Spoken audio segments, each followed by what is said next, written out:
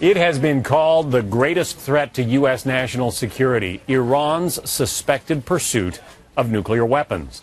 But is war the only way to stop Tehran, or is there another option? Lisa Daftari is a counter-terror analyst and a Middle East expert who joins us now. The conventional thinking, Lisa, has been that you either bomb Iran or let Iran get the bomb, the nuclear bomb. You say there might be a third way. What is it?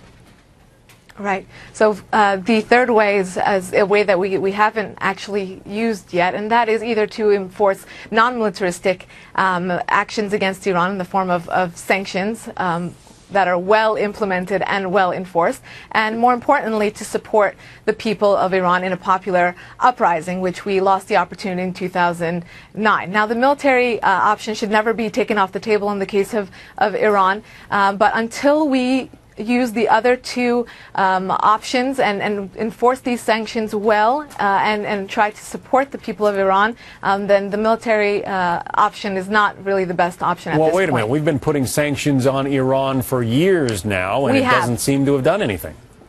Right. And again, sanctions work to the extent that they are well implemented and well enforced. Well implemented meaning that they are targeted, choking the correct sectors of the Iranian economy. And now we see that on Monday when President Obama announced that we're going after the petroleum sector, we're going after the energy sector, we're going after the banks, and that they're well enforced. And we go after the countries that are ducking out of the responsibility. The onus of the Iranian threat is not just on the United States. We have to make sure that Europe is on board. We have to make sure that Russia and China are on board. And again, if they become well enforced and well implemented, I think we'll see better results. Governor Perry said in that Republican debate last night that he wants to sanction the central bank of Iran.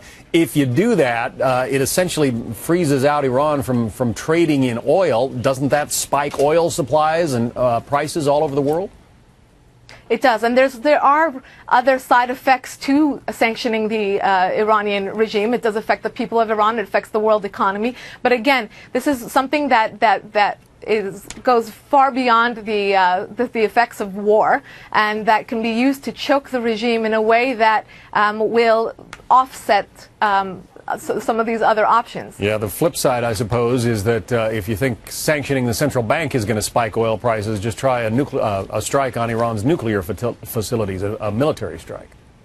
Right, and more importantly, the Iranian regime is almost inciting a military strike. They would use it to their benefit, like they did in the early 80s by going to war with Iraq and rallying their constituents around their flag. The most important thing we have to remember in the Iranian equation here is that the biggest threat to the regime still remains the people of Iran. And the first missile Scud bullet that's shot at the Iranian territory from an external source will result in rallying the people around the flag and galvanizing this constituency that they have been having trouble getting.